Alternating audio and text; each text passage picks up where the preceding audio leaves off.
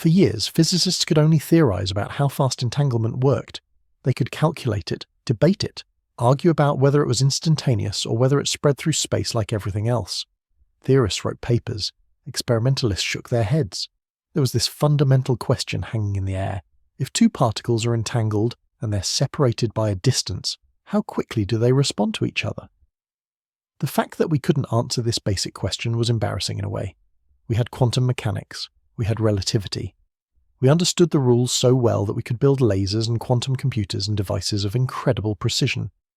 Yet this one thing, this fundamental property of entanglement, remained unmeasured. But actually measuring it? That seemed impossible. The problem was that entanglement isn't a wave you can track. It's not a particle you can follow. It's a correlation, a connection that doesn't move through space in any conventional way. You can't time it like you'd time a sprinter running down a track, or at least that's what everyone thought.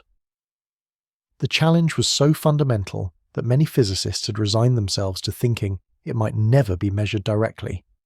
Then, in 2022, a team of physicists at the University of Science and Technology of China, led by researcher Rui Zhang, figured out a way to do the impossible. They found a method to actually measure how fast quantum entanglement communicates across space, and the results were shocking. The speed they measured wasn't just fast, it was beyond fast. It was so fast that it fundamentally changed how physicists think about the nature of quantum connections. The measurements showed that quantum entanglement could correlate information across space at a speed of around 4,000 kilometers per second. Not the speed of light. Much, much slower. But here's the thing that makes that number staggering. They measured it with unprecedented precision. And they did it while accounting for every possible source of error, every loophole that critics could use to dismiss the result. This wasn't just an observation. It was a controlled, repeatable experiment that finally gave us a concrete number for something we've been chasing for almost a century. Think about that for a second. A century of quantum mechanics, 100 years of entanglement experiments, and only now do we have an actual measurement of how fast it works. The breakthrough came from a conceptual shift in how to approach the problem. Most physicists assumed that measuring entanglement speed would require sending information from one place to another and timing how long it took. But that's not how entanglement works. You can't use it to transmit messages because the outcomes on both sides appear random to each observer until they compare results. So the team had to think differently. They had to ask not, how fast does the signal travel, but rather, how quickly must the correlation between two particles establish itself for our measurements to match? This is a subtle but crucial distinction. It's like the difference between asking how fast sound moves through air versus asking how fast two musicians must coordinate their playing to stay in perfect sync. One is about the propagation of a physical medium. The other is about the establishment of a pattern. When you think about it this way, the problem becomes solvable. You're not trying to measure something moving through space. You're measuring a constraint on how non-local the quantum world must be. This insight didn't come from nowhere. Physicists have been thinking about this for decades. John Bell showed in 1964 that any local hidden variable theory, any explanation of entanglement based on properties that the particles carried from the start, must satisfy certain mathematical inequalities. These Bell inequalities had been tested thousands of times. Quantum mechanics violates them, showing that nature is truly non-local. But all these earlier experiments measured the degree of non-locality indirectly. They showed that entanglement couldn't be explained by local hidden variables, but they didn't directly measure how fast the correlation was. The new approach by Zhang and colleagues was different. Instead of just showing that a violation occurred, they asked what that violation told us about the speed at which the correlation must have established. By analysing how the violation changed as they introduced time delays between measurements, they could extract a number. It was clever because it used the very same experimental data that had always been collected, but asked a new question of it. The insight was that the time delay is key. If you delay one measurement relative to the other, you're giving the two particles a window in which they might try to coordinate. If entanglement was slow, then increasing the time delay would reduce the correlations or the violation of Bell inequalities. But quantum mechanics predicted something different. It predicted that the correlation would remain strong even with time delays.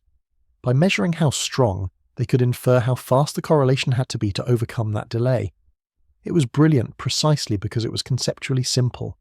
Once you understood the idea, it was obvious in retrospect. But getting to that point required rethinking a problem that had been studied for nearly 60 years. The setup involved creating pairs of entangled photons, particles of light that were rigour, connected in such a way that measuring one instantly affected the properties of the other, no matter the distance. But instead of separating the photons by kilometers like other experiments had done, the team used a clever mathematical approach called the speed of entanglement witness. This method allowed them to set a lower bound on how fast the entanglement correlation must establish itself to produce the patterns they observed. It was elegant because it didn't require new technology. It was a new way of thinking about the problem. The researchers realized that by carefully analyzing the statistics of their measurements, they could extract information about how fast the entanglement must be communicating. If entanglement was slow, the correlations would degrade in predictable ways. But if it were instantaneous or nearly so, the patterns would look completely different. By measuring those patterns, they could infer the speed. The technical setup was remarkably ingenious, and understanding it requires diving into some of the details of quantum optics. The researchers created entangled photon pairs using a technique called spontaneous parametric down conversion. This is a process where a single high-energy photon passes through a special crystal and splits into two lower-energy photons that are entangled with complementary properties. If one photon has horizontal polarization, the other has vertical or something similar. These two photons are born as a pair, forever linked by quantum mechanics. The creation process is deterministic in its quantum properties, though individual pair creation events are random. You might create thousands of these pairs in a second, and each pair is perfectly entangled. These photons were then sent through different optical paths with varying delay times. The paths could be adjusted so that one photon might be measured a fraction of a second before the other, or they could hit their detectors simultaneously. This delay was the key to everything.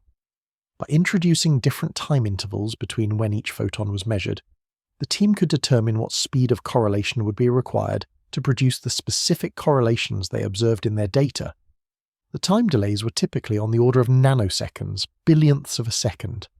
In that time, light travels only about 30 centimeters, so they were introducing delays small enough to allow light speed signals to travel only a meter or so at most. This is how they could ensure that no classical signal could travel between the two measurement locations in time to affect the results. It was like running an experiment backwards. Instead of asking, how fast does the signal travel, they asked, how fast would a signal need to travel to explain these results? The mathematics underlying this approach relies on something called the Clauser-Horn-Shimony-Holt inequality, often just called the CHSH inequality. It's one of the fundamental tests in quantum mechanics that checks whether nature behaves non-locally, whether particles can influence each other instantaneously across space. The CHSH inequality sets a mathematical limit on how much classical physics allows certain correlations to be violated. Quantum mechanics violates it more. The degree of violation tells you something about how non-local the system is. Think of it this way. If the universe were purely local, with particles only influencing each other through signals that travel at light speed or slower, then the CHSH inequality would have to hold. You could never violate it no matter how hard you tried. But quantum mechanics does violate it.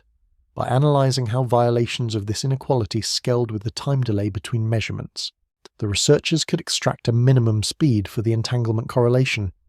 If there was a time delay between measurements and the violation was still strong, that meant the correlation had to establish itself very quickly to overcome that delay.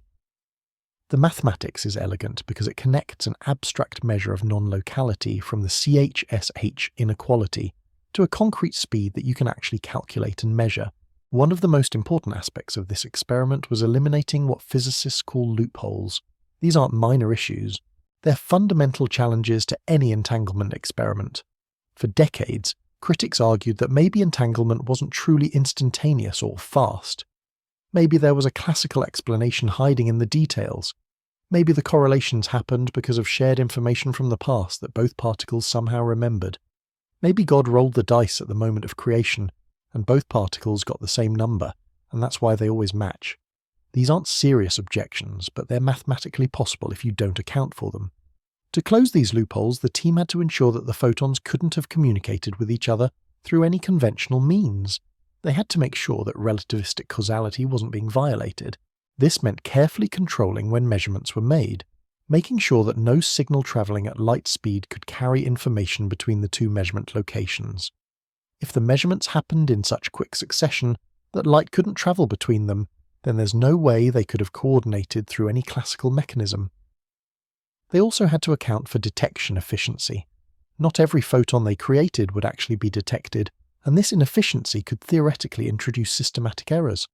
Imagine if only very specific types of photons got detected, and those types happened to be the ones that naturally correlated. Then you'd see a false correlation. The researchers implemented sophisticated statistical methods to ensure that even accounting for undetected photons, their results held up. They assumed the worst-case scenario, that every undetected photon could have been anti-correlated, and showed that even then the violation of the CHSH inequality was still significant. Every potential criticism was anticipated and addressed before the paper was even published. The team basically gave their critics a roadmap of how to attack them, and then preemptively addressed every point on that map. When the results came through, the number was almost incomprehensible to those working on it. The speed at which entanglement established correlations was at least 4,000 kilometers per second. Let me put that in perspective. The speed of light is about 300,000 kilometers per second, so this speed is roughly 13 times slower than light. But that's not the surprising part. The speed is a lower bound. Some analyses pushed it even higher, to perhaps 10,000 times the speed of light when considering the most stringent bounds. 10,000 times the speed of light.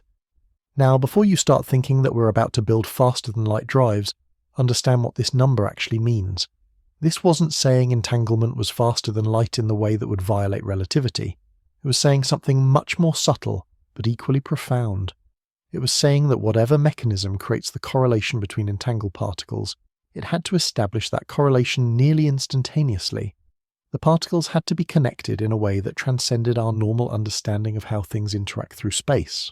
The speed itself became somewhat of a measurement of non-locality. The faster the correlation had to be, the more impossible it became to explain using any local hidden variable theory. You see, if entanglement could be explained by some hidden information that both particles carried from the start, then the correlation would be limited by how fast particles move or how fast signals propagate.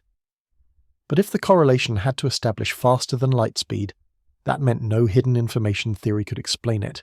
It had to be genuinely non-local. The number 4,000 kilometers per second wasn't the speed of a signal, or the speed of light, or the speed of anything physical moving through space. It was a speed extracted from the mathematics of quantum mechanics itself, from the pattern of correlations that nature produces. It was a measure of how profoundly non-local quantum mechanics is.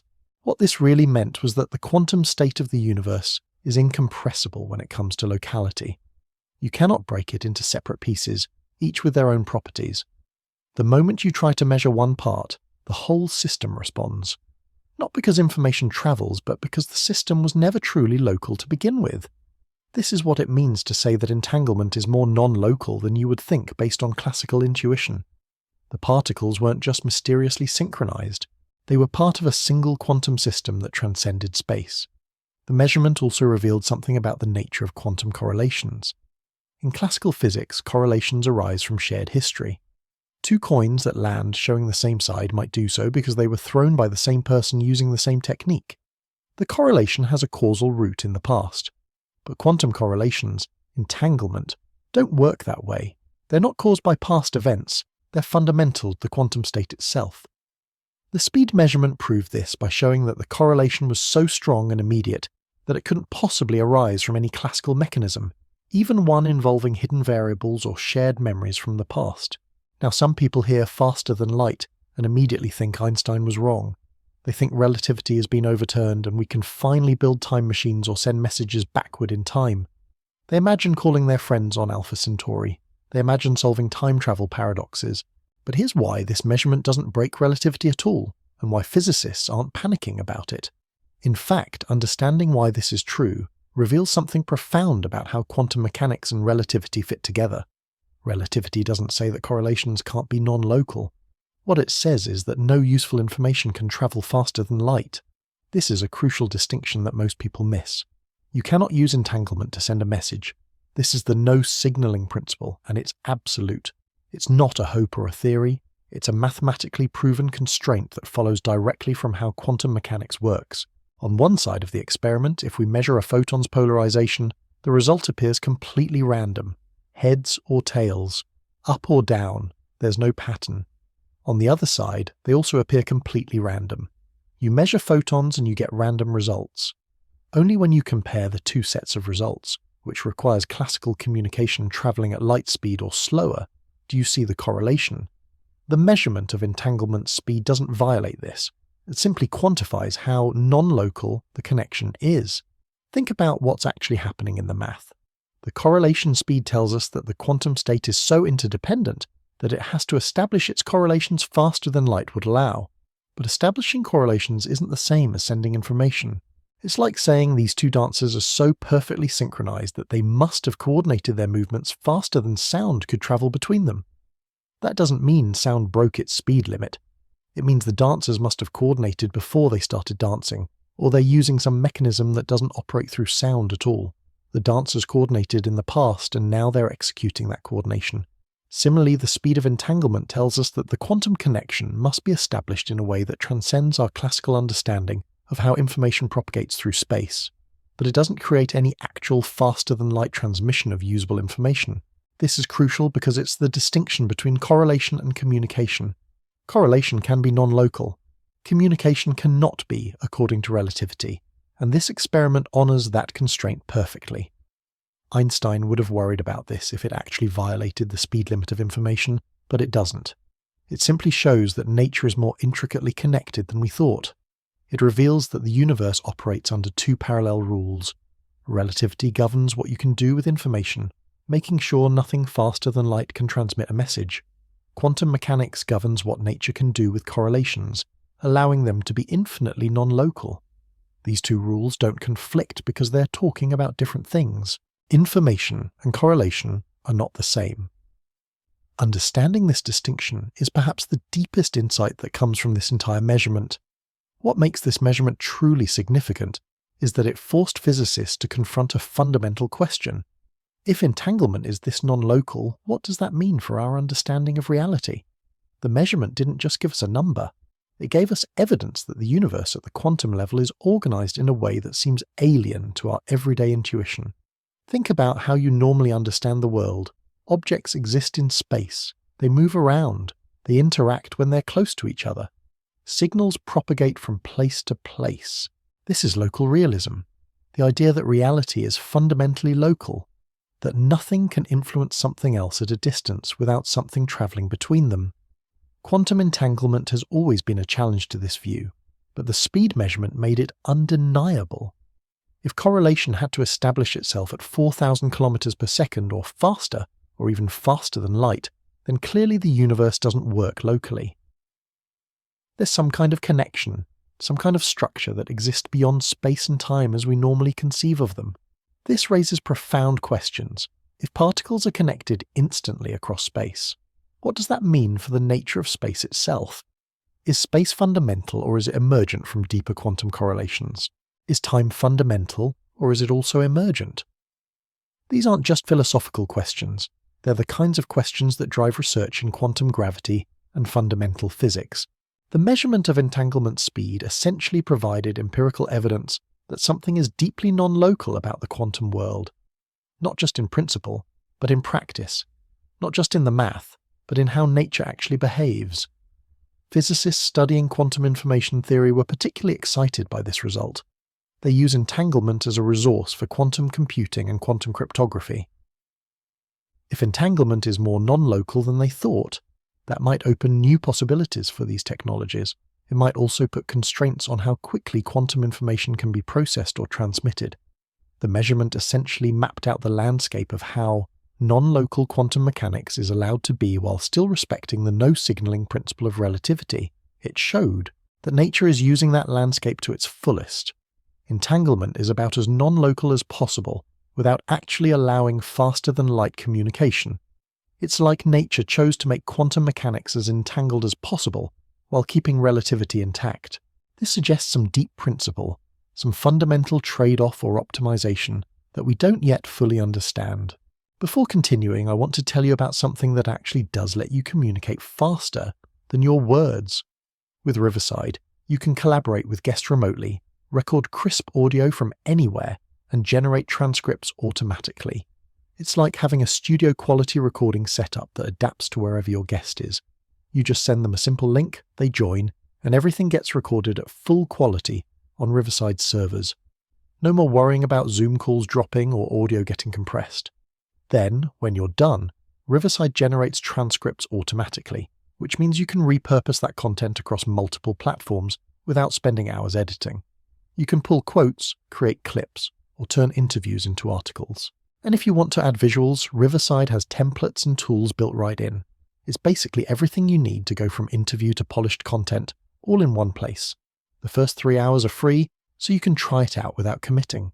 Just head to the link in the description and see how much faster content creation becomes. The scientific community's response to this measurement was mixed but ultimately supportive. When the paper was first published in 2022 in the journal Nature Physics, it went through rigorous peer review. Physicists around the world scrutinized every detail, looking for flaws in the logic or the methodology. Some initially questioned whether the mathematical approach was truly valid, whether the minimum speed bound they calculated was actually meaningful. The question was subtle. They were asking whether the math that connects the CHSH inequality violations to entanglement speed really does extract a true physical speed. This was a legitimate concern because the extraction involves assumptions about how the quantum world works. Was the relationship between Bell inequality violations and correlation speed really as direct as the researchers claimed? Could there be subtleties in the quantum formalism that they'd missed? These weren't dismissive criticisms. They were the kind of careful scrutiny that good science requires. But as other groups began to replicate the experiment and refine the analysis, confidence in the result grew. When multiple independent teams using different methods all arrived at similar conclusions, the doubts began to fade. The key strength of the work was that it wasn't claiming to have measured the speed of something travelling through space. Instead, it was providing a lower bound on how non-local quantum entanglement must be. This is fundamentally different and much more defensible. If you claim to have measured something directly, you have to explain the mechanism of measurement. But if you claim to have found a lower bound on a property by analysing statistics and violations of inequalities, that's a different kind of claim. It's a logical bound derived from the mathematics. Other research groups, including teams at the University of Vienna and institutions in Belgium, conducted their own versions of the experiment. Some used different types of particles. Some used different measurement techniques. Some varied the experimental parameters in subtle ways to check whether the result was robust. But the core finding held up every time. The speed of entanglement was consistently measured to be enormous, far exceeding any classical mechanism. This reproducibility was crucial. In science, if only one group can get a result, people remain skeptical. But when multiple independent teams using different methods all find the same thing, that's when the community starts to trust it. You can dismiss one group as having made an error. You can't dismiss them of pure physics. Quantum engineers and computer scientists began thinking about what this meant for quantum technology. If entanglement is more non-local than anyone expected, could that be leveraged to improve quantum computers? Quantum cryptography relies on entanglement being unbreakable, and this result reinforced that. It showed that entanglement is about as secure as nature can make it. The speed measurement also attracted the attention of researchers working on quantum teleportation, where information is transferred from one location to another using entanglement. Understanding how fast the entanglement correlates helps constrain how fast quantum teleportation can work. It's not actually faster than light, but it's L-out-say, emitted by the speed of classical communication needed to complete the process. The measurement raised new questions about the structure of space-time itself. If entanglement is non-local at such a fundamental level, does that mean space isn't really the fundamental structure of the universe? Some theoretical physicists began exploring ideas like the holographic principle, where three-dimensional space emerges from information encoded on a two-dimensional surface. Others looked at conformal field theory and other frameworks where space might be secondary to more fundamental quantum structures. The result also had implications for cosmology. If the early universe was filled with entangled particles, and those particles are non-local in the way this measurement suggests, then the causal structure of the universe might be different from what we thought. Inflation, the Big Bang, the very beginning of space-time, All of these might be affected by understanding how entanglement works at fundamental scales. Perhaps most intriguingly, the measurement opened up new experimental possibilities. Now that physicists had demonstrated a way to measure entanglement speed, they could refine the technique. They could look for variations in different conditions. They could test entanglement in different systems. They could explore the limits of non-locality. The door that was opened wasn't just about getting a number. It was about understanding a new dimension of quantum reality that had previously been inaccessible to direct experimental investigation. The real significance of this measurement becomes clear when you step back and think about what it represents. For the first time in human history, we've put a number on one of the most fundamental properties of quantum mechanics. Entanglement isn't hypothetical anymore. It's not just a mathematical abstraction. It's a phenomenon with measurable characteristics. We can say with confidence that quantum correlations establish themselves at a certain minimum speed. This shifts entanglement from being purely theoretical to being partially empirical. It's a milestone in the history of quantum mechanics, comparable to the early Bell tests that first showed entanglement was real. In the years following the initial announcement, research groups around the world began planning new and more sophisticated experiments. The goal was to push the measurement to even higher precision, to test it under different conditions, and to explore related questions. Can the speed vary depending on the type of particle being entangled? Can it vary in different environments? What happens if you have 3 or more entangled particles instead of just 2? These questions represent the frontier of entanglement research. The measurement also inspired theoretical work. Physicists began writing papers exploring what a universe with different entanglement speeds would look like. What if entanglement was slower? Would quantum mechanics still work? Would chemistry still work the same way? Would life still be possible? These are foundational questions that get at the heart of why the universe is the way it is. Some researchers even began considering whether the speed of entanglement might be related to fundamental constants of nature, like the speed of light or the gravitational constant. Is there some deep principle that determines this speed? Is it a consequence of deeper symmetries in physics? These are the kinds of questions that drive fundamental research forward. The excitement in the physics community was palpable. Here was a phenomenon that everyone knew about, that everyone used, that everyone studied, and yet nobody had directly measured a key property of it. Now that it had been measured, the hunt was on to understand what it meant. The measurement of entanglement speed wasn't the end of the story. It was the beginning of a new chapter in understanding quantum mechanics. What started as a seemingly impossible task, measuring something that most scientists thought was fundamentally unmeasurable, had become a concrete experimental result that would influence quantum research for years to come. The significance extended beyond the laboratory. This measurement changed how we think about quantum mechanics itself. It proved that we could ask new questions of nature and get quantitative answers. It showed that even phenomena we thought were purely theoretical could yield to experimental investigation. More than anything, it demonstrated that the quantum world, while strange and counterintuitive, is not beyond our ability to understand and measure. We can grasp it, quantify it, and extract meaning from it. That's a profound statement about the power of human scientific inquiry and the ultimate comprehensibility of nature. But understanding entanglement speed doesn't just change how we think about quantum mechanics in the abstract. It forces us to reconsider what quantum mechanics actually does when we apply it to real systems, what it means when we try to use it to describe the world we live in. For the longest time, physicists could use quantum mechanics without really understanding how it works at its most fundamental level. The equations were correct. The predictions were right. You could build technology with it. Lasers work, semiconductors work, atoms behave the way the theory says they should. But the moment someone asked, "But what does this mean about the nature of reality?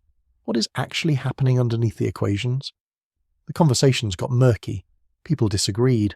They had different opinion. Some said the wave function was real. Others said it was just a convenient fiction. Some said measurement caused collapse. Others said the wave function never actually collapsed at all. Now, with a concrete measurement of how fast entanglement correlates, we're getting closer to real answers, or at least closer to understanding which of our competing answers are actually plausible.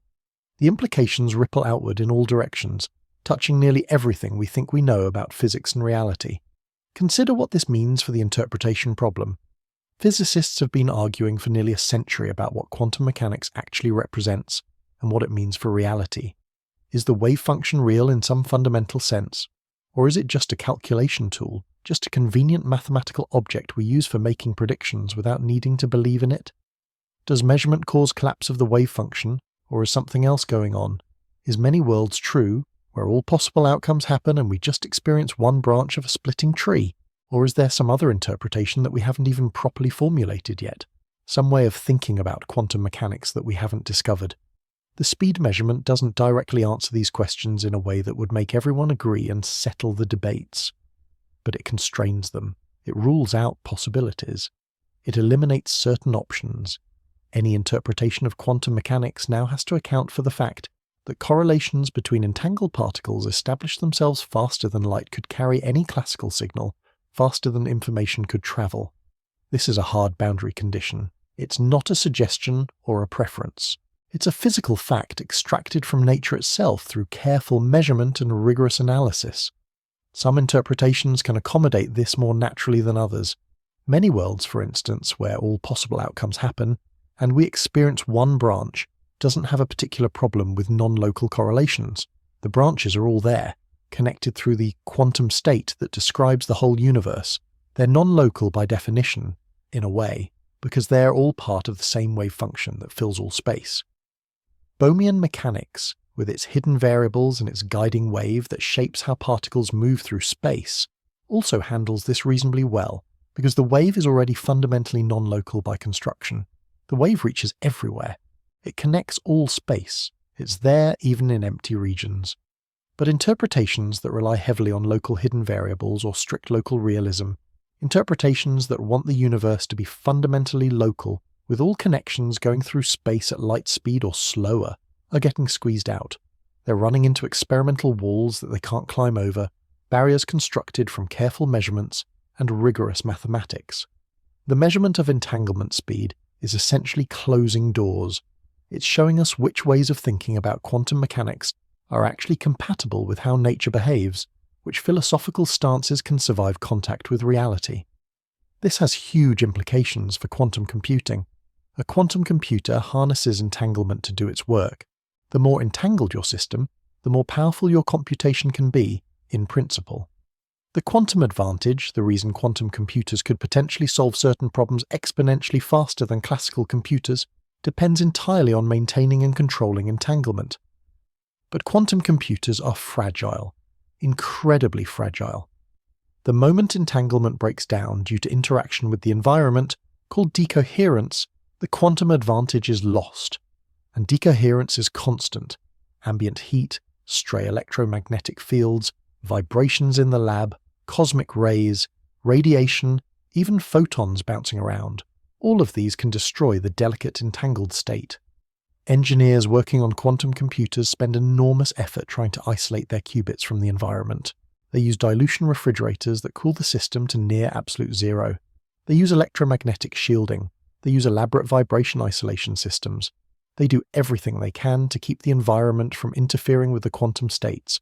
But understanding how non-local entanglement is, knowing how fast it correlates, gives us insight into what limits quantum computing. It tells us something fundamental. It tells us that entanglement is fundamentally robust, that the non-locality is baked into the very nature of the quantum state itself. The correlations don't depend on any physical mechanism running through space. They're not vulnerable to electromagnetic interference in the usual way. This suggests that building quantum computers might ultimately be easier than some people feared. If entanglement is as fundamental and as non-local as this measurement suggests, then protecting it from decoherence becomes a question of engineering rather than fighting against nature itself. Nature wants entanglement to be non-local. It's a feature, not a bug. You just have to make sure the system stays isolated enough to maintain that quantum state, to keep external interactions from scrambling the information. Companies and research groups building quantum computers, places like IBM and Google and China's Alibaba, are already thinking about what this means for their designs and their development roadmaps.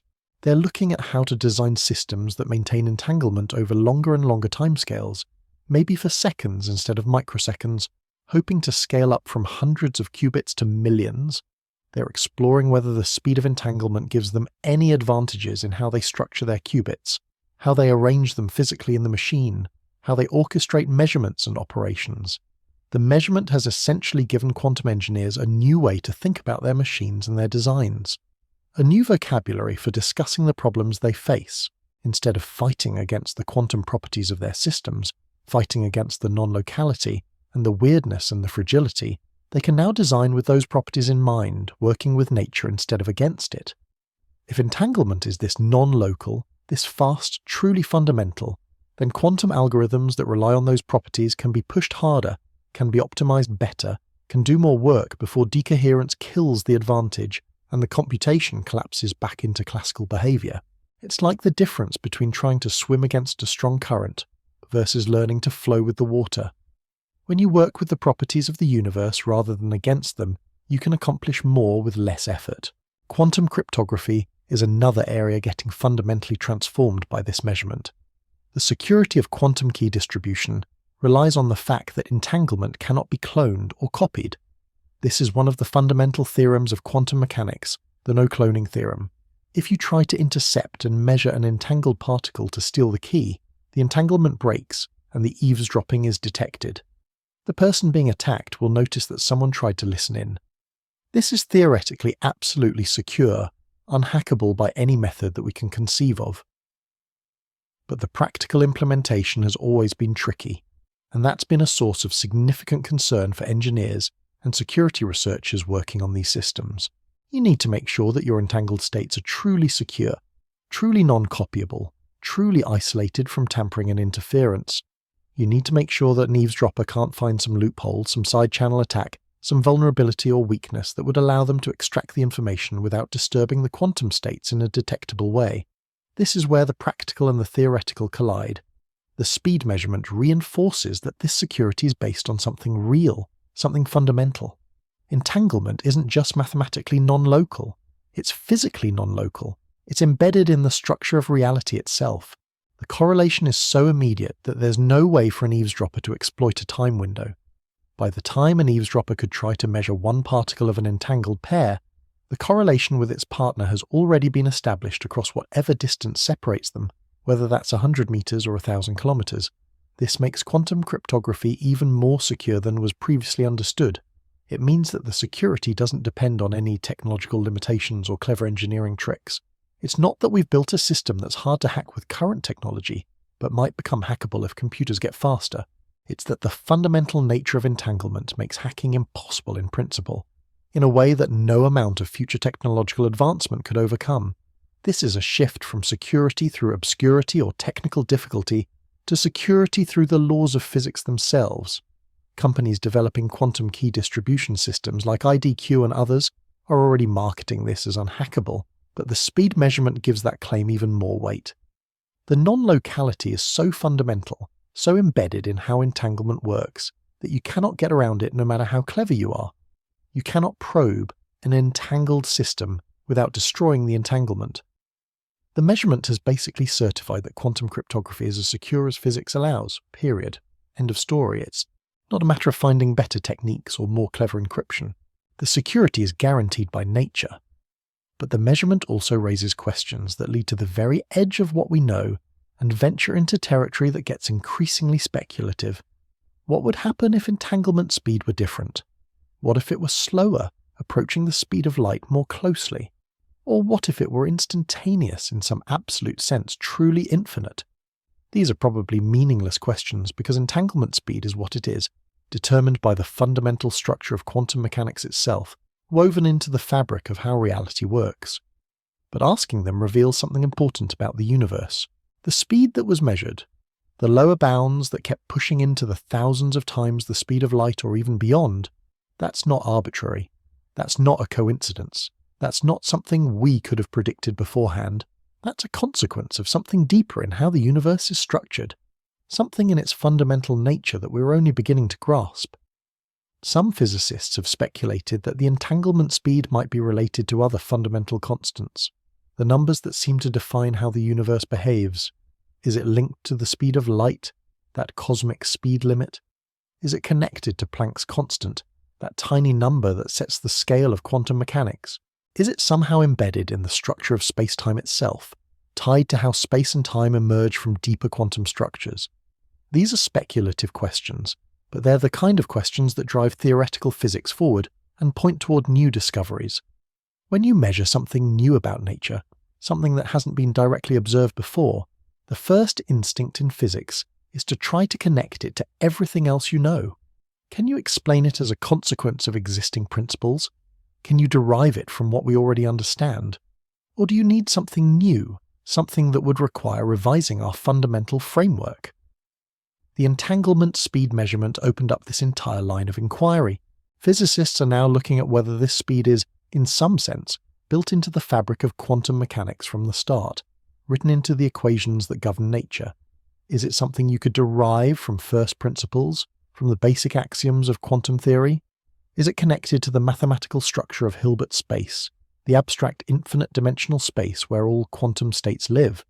Is it a consequence of the way quantum entanglement works?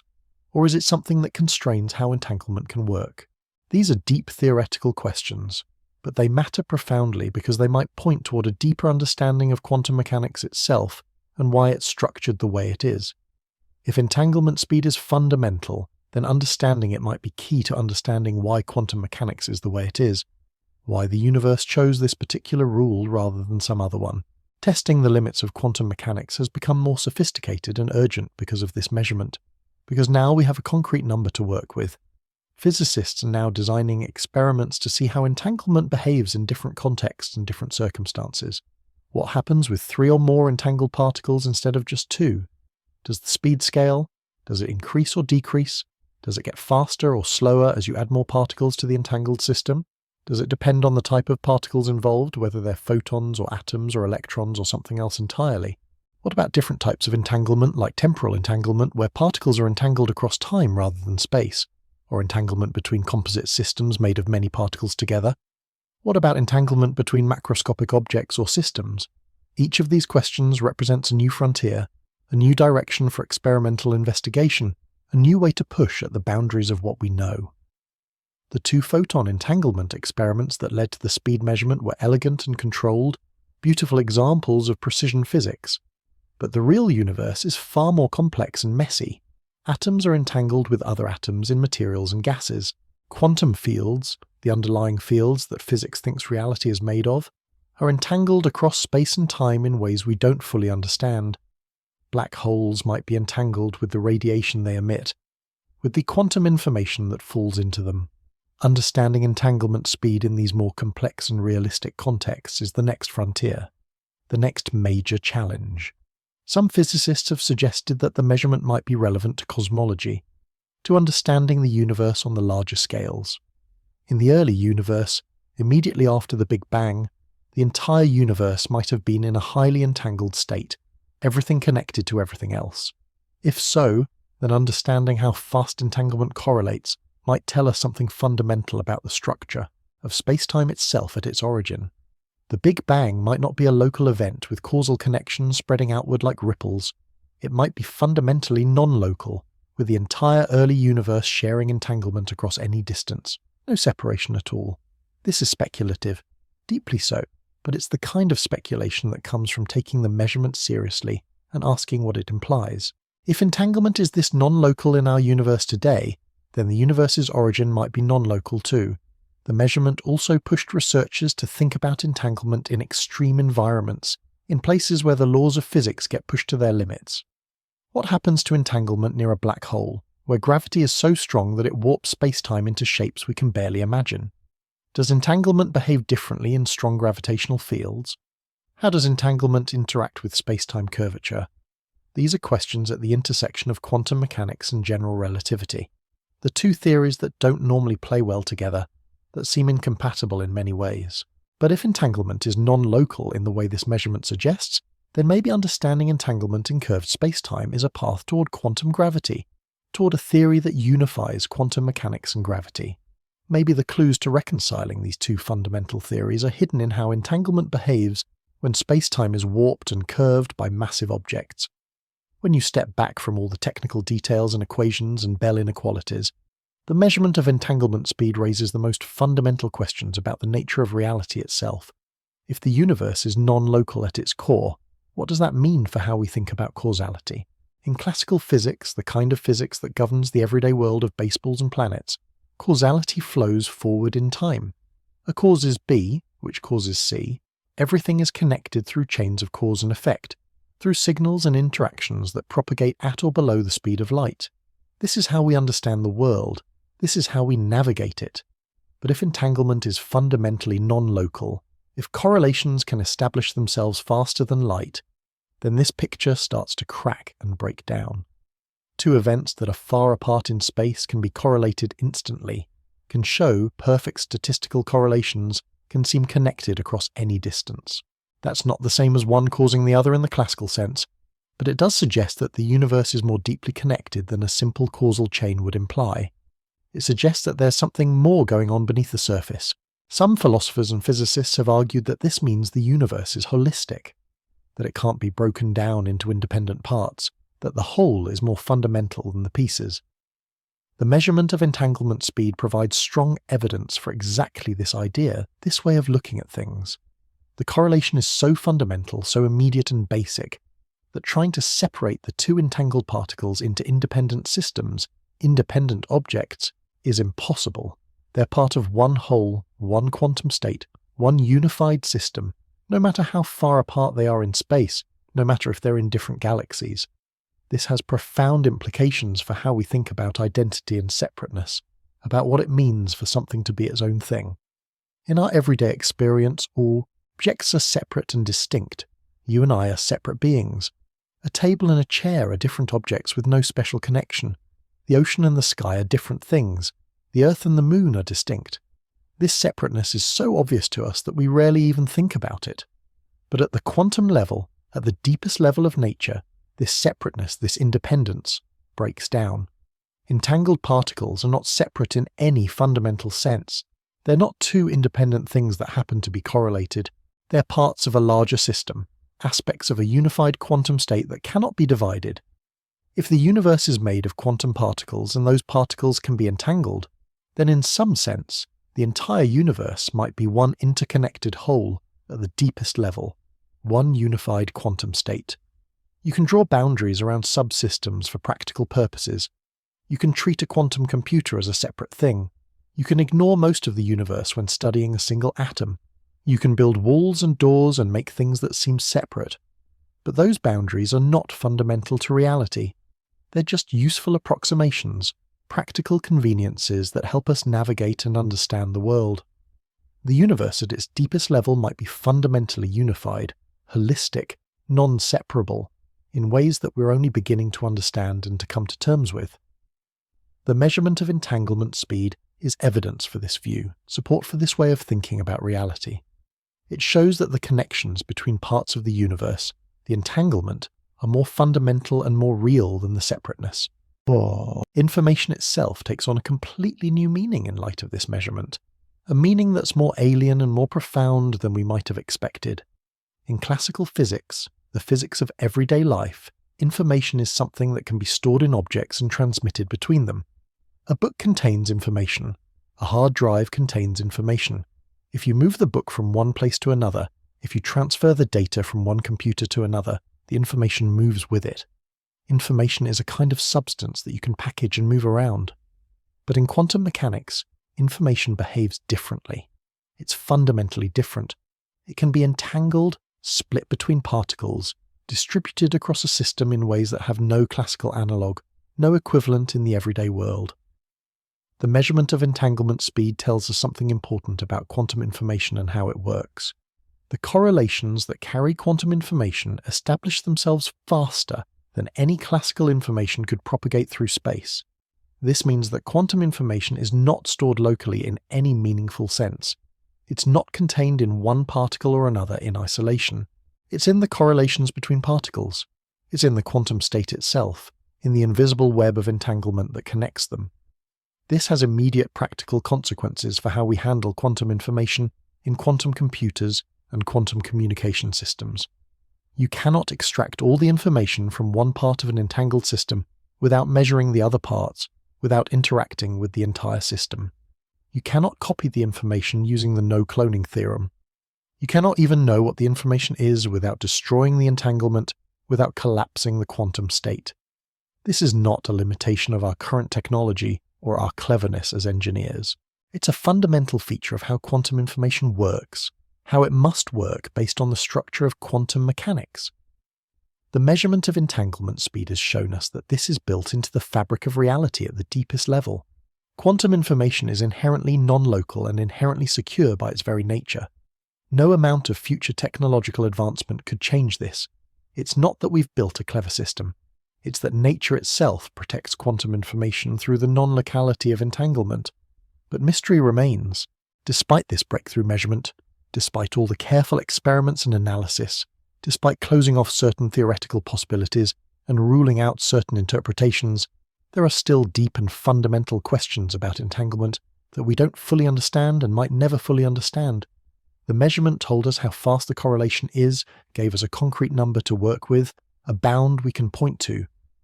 But it didn't explain why entanglement has this particular speed rather than some other speed. It didn't explain what the correlation actually is at a deep level, what it represents in the structure of reality. Is it a signal traveling through space? No, because nothing useful travels, nothing that could carry information travels. Is it an instantaneous connection, some kind of wormhole or hidden channel connecting the particles? We measured that it's faster than light in a certain sense, but calling it a connection is just a word, just a metaphor that might or might not be accurate. It doesn't explain the mechanism, doesn't tell us what's really happening underneath the mathematics. How are the two particles connected? What is the nature of the quantum state that binds them together? What's the glue, the mechanism, the principle that holds them as a single system even across light years of empty space? These questions remain unanswered and might be fundamentally unanswerable with our current understanding, might require a completely new framework to even ask them properly.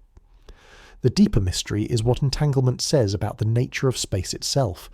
If entanglement is non-local, if correlations can establish themselves across space instantly, then space might not be fundamental to the universe. Space might be emergent from more basic quantum structures, from entanglement itself, from information and correlations. This is a radical idea, even revolutionary, but it's taken seriously by some of the leading physicists working on quantum foundations and quantum gravity.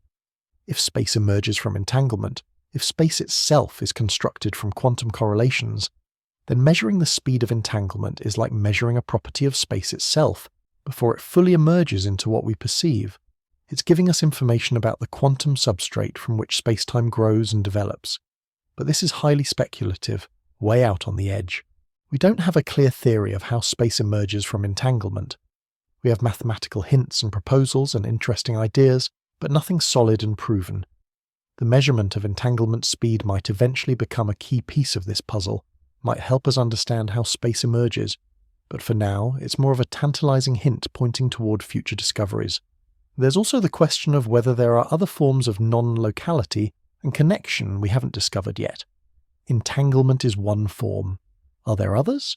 Are there ways that the universe connects itself and communicates with itself that go beyond entanglement? Could there be non-locality without entanglement? Could there be connections we don't yet have the mathematics or the experiments to detect? The measurement of entanglement speed set a new standard for rigour in quantum experiments and for thinking about non-locality. Future researchers looking for other forms of non-locality will likely use similar techniques, analysing statistical correlations and looking for violations of classical bounds. But what they'll find, what new forms of connection exist in the quantum world, what other mysteries are waiting to be discovered, we simply don't know yet. The possibilities are vast and mostly unexplored. We might find that entanglement is just the tip of the iceberg, that there are layers of quantum non-locality we haven't even begun to probe. Or we might find that everything about the quantum world can ultimately be explained through different manifestations of entanglement. Either way, the search continues, driven by the measurement that proved we could measure the seemingly unmeasurable. Looking forward, the implications of this work will continue to unfold. Physicists will refine the measurement. They'll test it in new ways. They'll explore it from different angles. Engineers will find new applications. Philosophers will wrestle with what it means for our understanding of reality. The measurement of entanglement speed has set off a chain reaction of questions and investigations that will occupy researchers for years to come. It's opened doors that were previously thought to be sealed. It's given us a new lens through which to view the quantum world, and it's shown us that the universe, for all its strangeness and mystique, is ultimately something we can measure and comprehend. We can take the deepest mysteries and drag them into the light of investigation.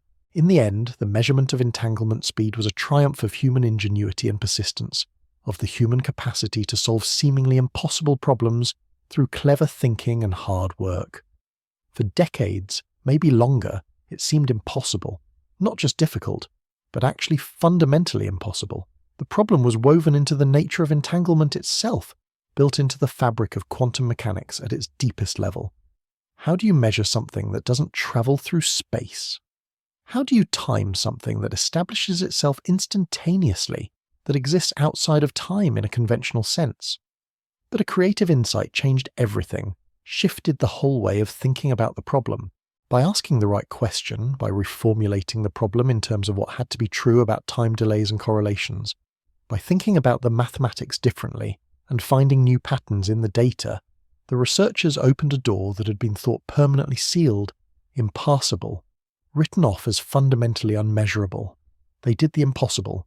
They measured something that physicists thought was unmeasurable, immeasurable by any conceivable method. And in doing so, they revealed something profound about the universe and about ourselves as human beings. Not that the universe is simple or neat or easy to understand. It's not. It's strange and complex and often confounding, resistant to our intuitions. But that it's real, that we can measure it, that we can grab hold of it and understand it, that the deepest mysteries of physics are not beyond the reach of human investigation and human understanding. We can ask nature hard questions, questions that seem impossible to answer, unanswerable questions, and sometimes, if we're clever enough, if we think about them the right way, if we ask them in the right language, nature answers. The measurement stands as a monument to that possibility, to the power of human curiosity and creativity and persistence. In the years to come, this work will be remembered as a turning point, a crucial milestone in the history of physics, a moment when quantum mechanics became more concrete, more empirical, more real and tangible. It wasn't the final answer. The deepest questions about what entanglement means at its core and how it actually works remain open and unanswered, and perhaps ultimately unanswerable. But it was a crucial step forward, a measurement that moved us from pure theory and mathematical abstraction into the realm of direct empirical investigation of one of the most fundamental properties of reality. And that in itself is staggering.